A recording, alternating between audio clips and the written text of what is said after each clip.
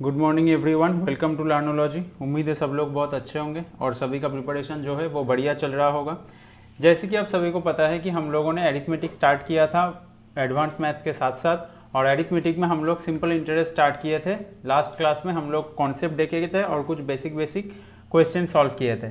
आज पार्ट 2 है। पार्ट 2 में आज हम कुछ अच्छे से सवाल देखेंगे, अच्छे सवाल देखेंगे और डिस्कस करेंगे उनको, और इसके बाद और एक वीडियो में और कुछ क्वेश्चन करके सिंपल इंटरेस्ट को ख़त्म करेंगे। इसके बाद हम लोग क्या करेंगे, कंपाउंड इंटरेस्ट स्टार्ट करेंगे, और जब सिंपल इंटरेस्ट कंपाउंड इंटरेस्ट दोनों पूरा खत्म हो जाएगा उसके बाद हम लोग इंस्टॉलमेंट्स का क्वेश्चन सॉल्व करेंगे। ठीक है, तो अगर चैनल पे नए हो चैनल को सब्सक्राइब जरूर कर लेना और बेल आइकन भी प्रेस कर लेना। और हाँ, पार्ट 1 का वीडियो का लिंक मैं इधर आई बटन में दे रहा हूँ, तो वहाँ से पार्ट 1 का वीडियो भी देख लेना। तो चलो सीधा आज के सेशन में चलते हैं क्वेश्चन की तरफ। देखो पहला क्वेश्चन में क्या बोला है, संजय बोरोड, क्या बोला है, Sanjay borrowed ₹900 at 4% per annum and ₹1100 at 5% per annum for the same duration.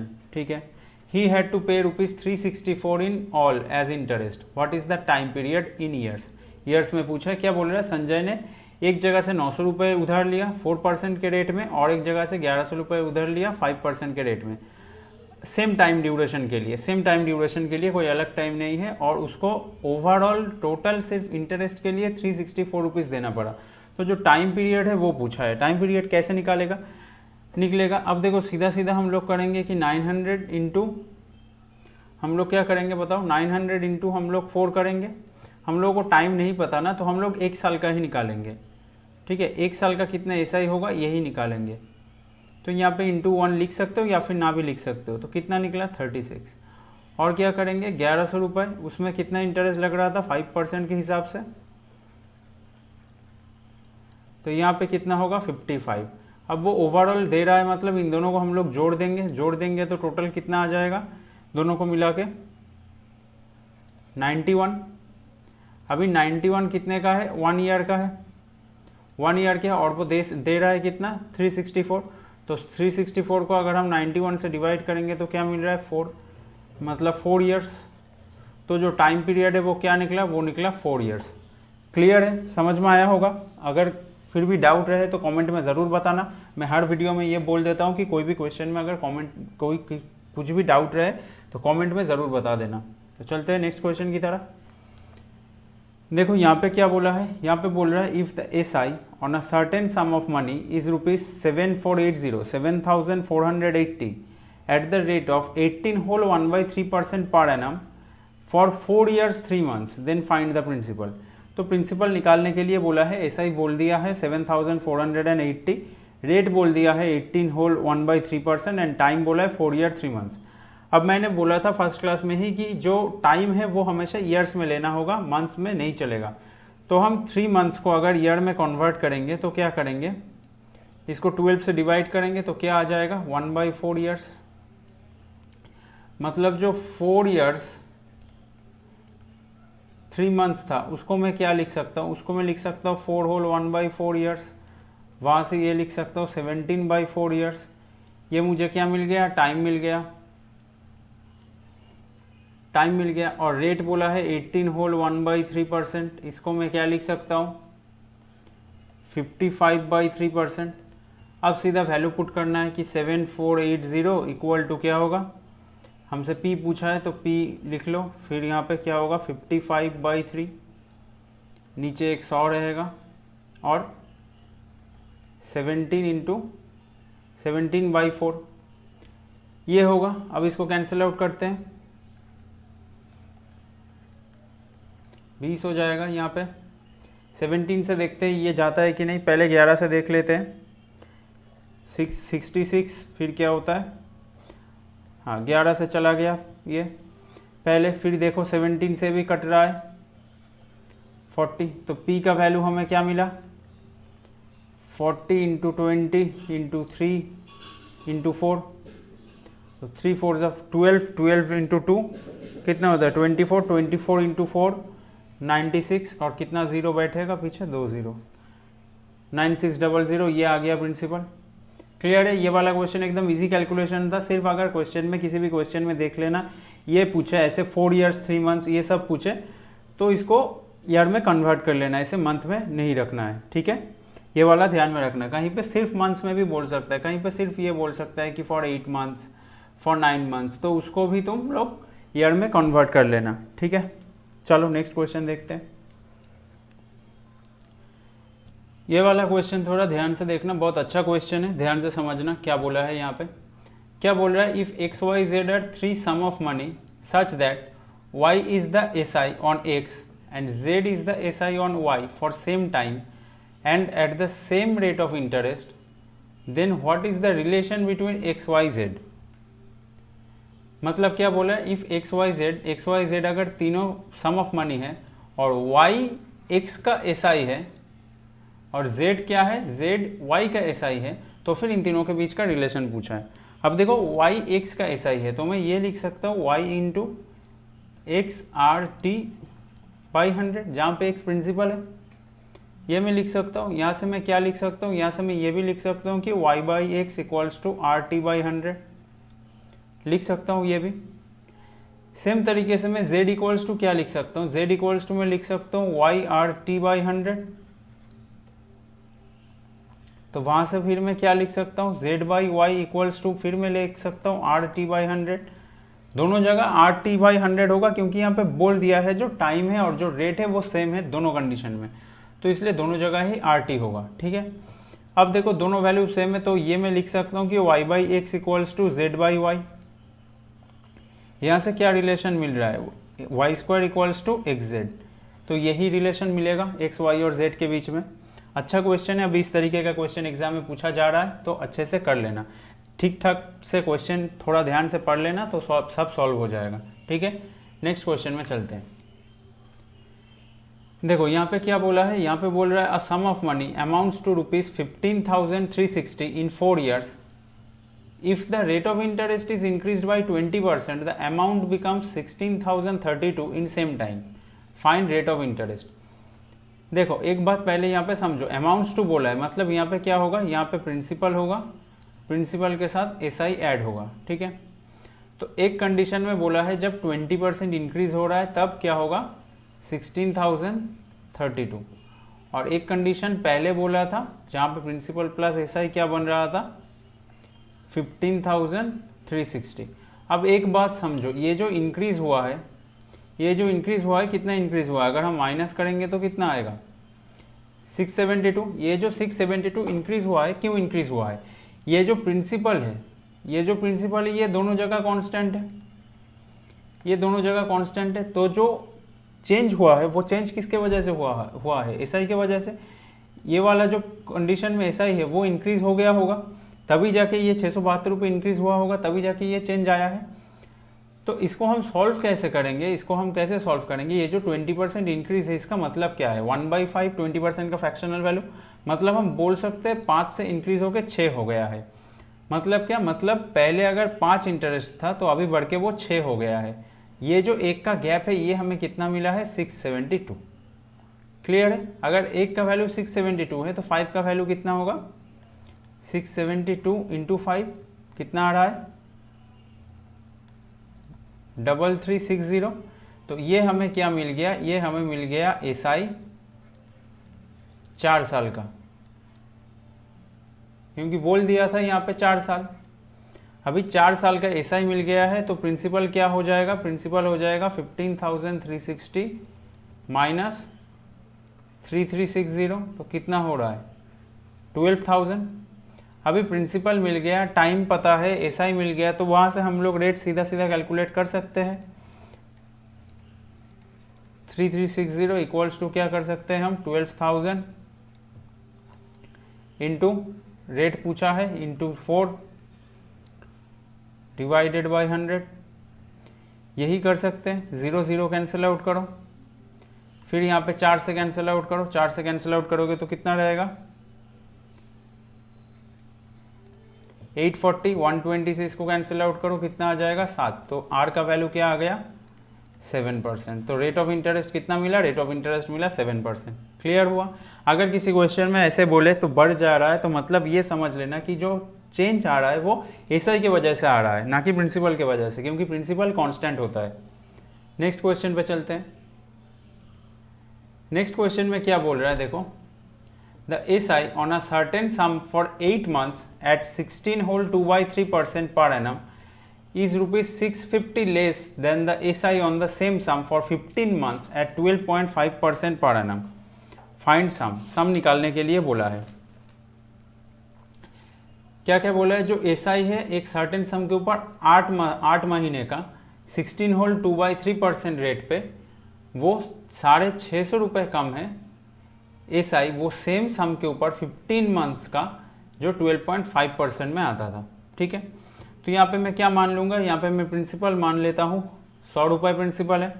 100 रुपये प्रिंसिपल है तो इंटरेस्ट कितना हो जाएगा, यही 50/3 हो जाएगा। इसके साथ में क्या मल्टीप्लाई करूँगा, 8/12, जो टाइम है उसको ईयर में मल्टीप्लाई कर दूंगा, तो ये कितना आ जाएगा, ये 2 हो जाएगा काट के, ये कितना हो जाएगा 3, तो कितना आ रहा है 100/9, ये मुझे मिला इंटरेस्ट। और एक क्या बोला है 12.5%, ये कितना होता है 25/2 बोल सकता हूँ मैं इसको, इंटू में यहाँ पे क्या करूँगा 15/12, 15/12 करूँगा, ये 5 हो जाएगा, ये 4 हो जाएगा, कितना आ रहा है 125/8। अब क्या बोला है, इन दोनों के बीच का डिफरेंस हमें निकालना है। डिफरेंस क्या आ रहा है देखो, 9 8 72, और क्या होगा 9 से करोगे तो यहाँ पे 8 होगा, 9 से लोगे 9 से 8 होगा तो 800 हो जाएगा, और 8 से लोगे तो ये 9 इंटू 125 कितना होता है, 9 इंटू 125 1125, मतलब इसको हमें घुमा के लिखना चाहिए था। रुको मैं लिख देता हूँ, क्योंकि नेगेटिव में तो नहीं लेना है, तो जो बड़ा है उससे हमें छोटे वाले को माइनस करना है। तो हमें क्या लिखना है 1125 माइनस 800, तो कितना आ गया 325/72, 325/72। अब क्वेश्चन में क्या बोला है, कितना लेस है 650 लेस है, मतलब मैं बोल सकता हूँ ये जो 325/72 निकला है इसका वैल्यू कितना है, इसका वैल्यू है 650। अगर इसका वैल्यू 650 होगा तो 100 का वैल्यू कितना होगा, यही तो निकालना है। तो 650/325 इंटू 72 इंटू 100 कैलकुलेट करोगे तो कैसे करोगे, 325 650, ये पूरा डबल है कट जाएगा 2 से, 72 इंटू 2 करोगे तो कितना होगा 144, 00 बैठ जाएगा। तो प्रिंसिपल कितना निकला, जो सम है वो कितना निकला 14,400। क्लियर हुआ उम्मीद है। नेक्स्ट क्वेश्चन पे चलते हैं। नेक्स्ट क्वेश्चन पे देखो क्या बोल रहा है, a man borrowed a total amount of ₹45,000, one part of it at a rate of 10% per annum and remaining part on 12% per annum. If at the end of 3 years he paid in all ₹59,940 to settle loan amount, what was the amount borrowed at 12% per annum? अब देखो क्या बोला है यहाँ पे पहले क्या बोला है, यहाँ पे हम लोग क्या करेंगे, पहले हम लोग निकाल लेंगे कि इंटरेस्ट क्या है। ठीक है, तो 59,940 से हम लोग क्या करेंगे 45,000 माइनस करेंगे। माइनस क्यों करेंगे, देखो बोला है ये अमाउंट देके वो लोन अमाउंट को सेटल कर देता है, मतलब पूरा चुका देता है लोन, तो इसको माइनस करके ही इंटरेस्ट निकालना पड़ेगा। कितना निकलेगा 14,940।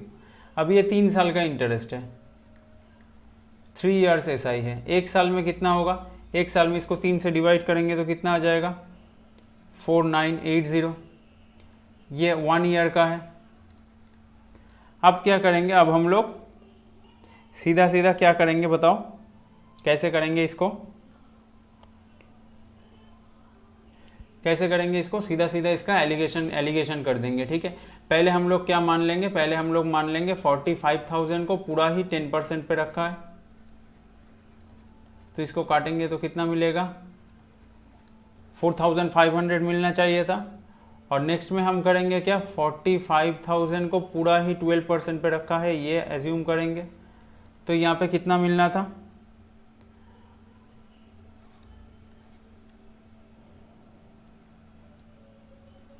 5400, लेकिन एक्चुअल में मिला कितना 4980 1 साल का।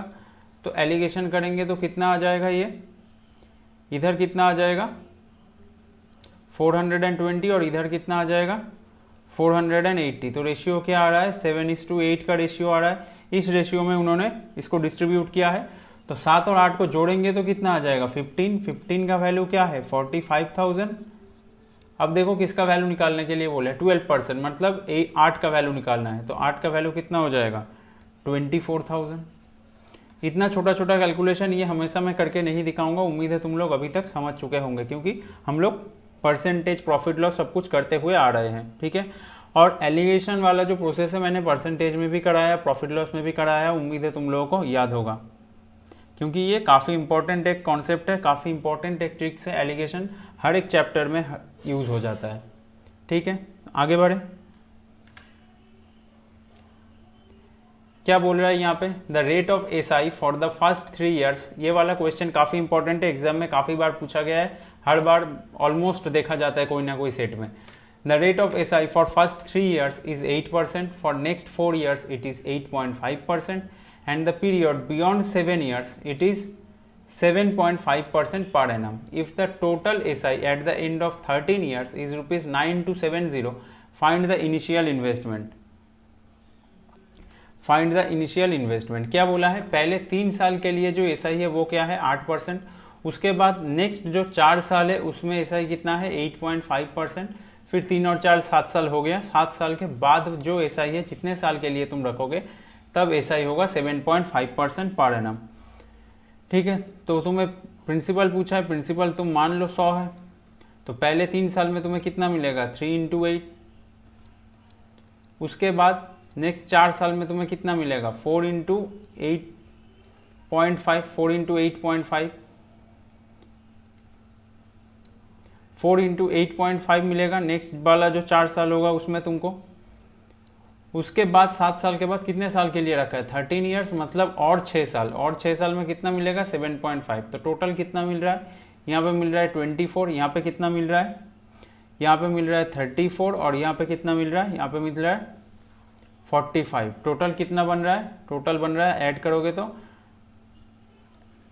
103।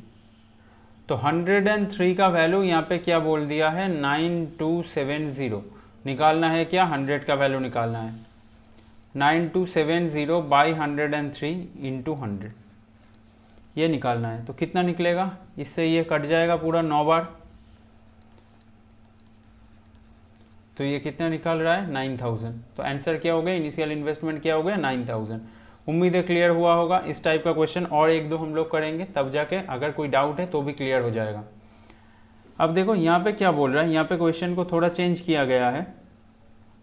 यहाँ पे बोल रहा है person invested 5/12 of total principal at 9% per annum, 2/9 part at 11% per annum, and remaining part at 16% per annum. If the total SI in 1 year is 38,790, find total investment. जो उसका टोटल इन्वेस्टेड अमाउंट है उसका 5/12 part वो क्या कर रहा है 9% per annum में इन्वेस्ट किया, 2/9 पार्ट 11% में इन्वेस्ट किया, और रिमेनिंग पार्ट क्या किया 16% में इन्वेस्ट किया। टोटल एसआई उसको क्या मिला 38,790। तो अमाउंट पूछा है। यहाँ पे हम लोग क्या करेंगे, यहाँ पे कुछ निकालने की ज़रूरत नहीं है, 1 मानने की ज़रूरत नहीं है, 1 तुम मान सकते हो पूरा, लेकिन ये जो अमाउंट बोला है ना इसी के साथ सीधा सीधा मल्टीप्लाई करते हुए चलेंगे। 5/12 को कितने अमाउंट में रखा है 9%, 2/9% को किस में रखा है 11% में, और उसके बाद रिमेनिंग क्या बचता है, इन दोनों को जोड़ के अगर माइनस करोगे तो रिमेनिंग क्या बचता है, 1 से माइनस कर दो 5/12 और 2/9 को, तो कितना हो रहा है ये 36 बन रहा है। तो 36 से माइनस करोगे तो कितना होगा 15, और यहाँ पे 8 होगा ना 23। तो क्या बन रहा है 13/36 बन रहा है। तो ये जो रिमेनिंग 13/36 है इसको किस में रखा है 16% में। तो इन तीनों को कैलकुलेट करोगे तो क्या आ जाएगा, यहाँ पे 4 आ जाएगा, यहाँ पे 3 हो जाएगा, ये तो नहीं कटेगा, यहाँ पे 4 से काटोगे तो यहाँ पे 4 होगा, यहाँ पे 9 होगा। तो क्या आ रहा है 15/4 प्लस 22/9 प्लस 52/9 ये आ रहा है। इन लोगों को ऐड करोगे तो क्या आ जाएगा नीचे तो 36 आ जाएगा, ऊपर क्या आएगा 135 आएगा, यहाँ पे क्या आएगा 88, और यहाँ पे क्या आएगा 4 से मल्टीप्लाई करोगे तो 208। तो ओवरऑल करोगे तो क्या आएगा 431/36। ये मैं कैलकुलेशन स्टेप कर करके दिखा रहा हूँ, इसलिए थोड़ा टाइम ज़्यादा लग रहा है, नहीं तो तुम लोग अगर जल्दी जल्दी करोगे, ये सब स्टेप बीच में नहीं करोगे, ओरली कैलकुलेशन कर सकते हो, तो ये बहुत जल्दी निकल जाता है। मैं इस स्टेप के बाद सीधा ओरली कैलकुलेट करके इस वाले स्टेप में आने की कोशिश करना, ये ऐसे कर सकते हो तो ही टाइम बचा पाओगे एग्जाम में। तो इसका वैल्यू हमें क्या बोल दिया है 38,790। हमें वैल्यू किसका निकालना है, एक का निकालना है। याद रखना यहाँ पे एक का वैल्यू निकालना है पहले, और फिर जाके 100 का वैल्यू भी निकालना पड़ेगा। क्लियर है? एक का वैल्यू क्या हो जाएगा 431 इंटू 36। इसको कैलकुलेट करोगे तो क्या आ जाएगा, करते हैं इसको, देखते हैं ये कटता है कि नहीं। 9 है लास्ट में, तो 9 से देखते हैं। 9 इंटू 9 27, 2, हाँ 9 से ये कट रहा है, तो ये 0 बैठ गया। तो एक का वैल्यू कितना आ गया 90 इंटू 36। तो फिर 100 का वैल्यू क्या होगा 90 इंटू 36 इंटू 100, तो कितना हो जाएगा 324,000, मतलब 3,24,000। यही अमाउंट है प्रिंसिपल अमाउंट, टोटल इन्वेस्टमेंट जो है वो यही है। क्लियर हुआ? कैलकुलेशन कैसे करते हैं, आगे बढ़ते हैं। नेक्स्ट क्वेश्चन में क्या बोला है, देखो वही सेम क्वेश्चन है, एक बार और ट्राई कर लो ताकि कोई दिक्कत ना रहे इसमें। क्या बोला है, the rate of interest on a sum of money for the first 2 years is 6% per annum, 10% per annum for the next 3 years and 9% per annum for the period beyond 5 years. If the SI acquired by the sum for period of 8 years is rupees 2070, find the sum. तो हम P को 100 मान लेते हैं, तो पहले 2 साल में क्या होगा 6 इंटू 2, फिर क्या होगा 10 इंटू 3 हो गया 5 साल, उसके बाद और 3 साल, क्योंकि 8 साल के लिए रखा है, तो वहाँ पे क्या हो रहा है 9 इंटू 3, तो क्या होगा ये 12 प्लस 30 प्लस 27 कितना बन रहा है 69। 69 का वैल्यू कितना बोल रहा है 2070। निकालना क्या है 100 का वैल्यू निकालना है, 2070 बाई 69 इंटू 100 करेंगे तो कितना आ जाएगा 69 से ये कट जाएगा सीधा सीधा, तीन बार में कट जाएगा, तो ये कितना आ जाएगा 3000। क्लियर हुआ? 3000 बन गया सम। उम्मीद है क्लियर हुआ होगा ये वाला जो टाइप है। चलो आगे देखते हैं। यहाँ पे देखो क्या बोला है, यहाँ पे बोल रहा है two equal sum of money are lent at the same time at 12% and 10% per annum. अच्छे से समझना, ये वाला क्वेश्चन काफी इंपॉर्टेंट है। इक्वल सम ऑफ मनी, और शायद ये आज के सेशन का लास्ट क्वेश्चन भी है, are lent at the same time at 12% and 10% per annum. The former recovered a year earlier than the latter and the amount in each case is rupees 2596. What is the time period of lending for which former sum was lent? क्या बोल रहा है, दोनों equal सम है, equal amount है जो कि उधार में दिया गया है सेम टाइम के लिए। एक को दिया गया है 12% में, एक को दिया गया है 10% में। तो जो पहले वाला है मतलब 12% वाला वो 1 साल पहले रिकवर हो जाता है, और जो सेकंड वाला है वो 1 साल बाद रिकवर होता है, और ईच केस में जो वैल्यू होता है वो होता है 2596। तो तुम्हें टाइम पीरियड निकालना है जिसके जो टाइम पीरियड में जो आगे वाला जो सम था वो उधार में दिया गया था। क्लियर है? अब यहाँ पे एक चीज देख लो, हमें रिलेशन पता है क्या, SI equals to P into R into T by 100। अब ये वाला जो क्वेश्चन है, पर्टिकुलरली ये वाला जो क्वेश्चन है, यहाँ पे R इंटू टी को अगर हम इस साइड में रखें तो SI इंटू 100 बाई P, ये जो टर्म आ रहा है ये पूरा कांस्टेंट टर्म आ रहा है, ये पूरा कांस्टेंट टर्म बन रहा है क्योंकि SI भी फिक्स्ड है इसका और प्रिंसिपल भी इसका फिक्स्ड है, इक्वल सम है, और जो रिकवरी अमाउंट है वो भी सेम है, मतलब SI भी सेम है। तो ये तो फिक्स है और 100 तो फिक्स्ड ही है, मतलब रिलेशन हमें क्या मिल रहा है, वही R into T equals to constant. मतलब क्या, R is proportion inversely proportional to 1/t। ये रिलेशन में पहले भी दिखाया था। तो यहाँ पे क्या बोला है, रेट ऑफ इंटरेस्ट क्या बोला है, अगर मैं R1 और R2 निकालूँ, क्या बोला है 12 और 10, इससे अगर मैं रेशियो निकालूँ तो क्या होगा 6:5। अब इन्वर्सली प्रोपोर्शनल है ना, इन्वर्सली प्रोपोर्शनल है तो T1 T2 क्या हो जाएगा, T1 T2 का रेशियो इसका उल्टा हो जाएगा, मतलब 5:6 हो जाएगा। T1 T2 का जो रेशियो है वो 5:6 हो जाएगा। मतलब अब देख लो इन दोनों के बीच में गैप क्या है, 1 यूनिट का गैप है। और यहाँ पे क्वेश्चन में भी बोला है कि 1 साल पहले ये रिकवर हो रहा है, तो 1 का वैल्यू अगर 1 ईयर होगा तो T1 जो पहले वाला है 5 का वैल्यू कितना होगा 5 ईयर्स। 5 ईयर्स में ये रिकवर हो जाएगा। जो पहले वाला सम था वो 5 ईयर्स के लिए उधार में दिया गया था। इससे आसान तरीके से इस क्वेश्चन को नहीं कर सकते, ये वाला कॉन्सेप्ट यूज़ करके करोगे तो आसान तरीके से होगा, इससे आसान तरीके से ये नहीं होगा। अगर कुछ और करने जाओ तो क्वेश्चन बहुत कॉम्प्लिकेटेड बन जाएगा। अगर प्रिंसिपल को कुछ मान के करने जाओ, 100x मानो या फिर x मानो तो बहुत कॉम्प्लिकेटेड होगा। 100x मानोगे तो फिर भी कुछ लेवल तक कॉम्प्लिकेशन कम होगा, लेकिन कैलकुलेशन बहुत लंबा हो जाएगा। ये तो मैंने तुम लोगों को सिर्फ समझाया। अगर ये जो रिलेशन है, ये वाला जो रिलेशन है आर और टी के बीच में इन्वर्सली प्रोपोर्शनल वाला, ये तुम लोगों को याद रहे तो ये देख के कांस्टेंट हो रहा है, ये देख के तुम लोग सीधा ये वाला स्टेप कर सकते थे और इस क्वेश्चन को सॉल्व कर सकते थे। मतलब 1 मिनट भी नहीं लगता, 30 सेकंड के अंदर ये सॉल्व हो जाता। ठीक है, तो ये वाला जो रिलेशन है ये अच्छे से याद रखना, ये काफ़ी इंपॉर्टेंट है। तो आज का जो सेशन है वो यहीं पे ख़त्म करते हैं। उम्मीद है सेशन तुम लोगों के लिए हेल्पफुल रहा होगा।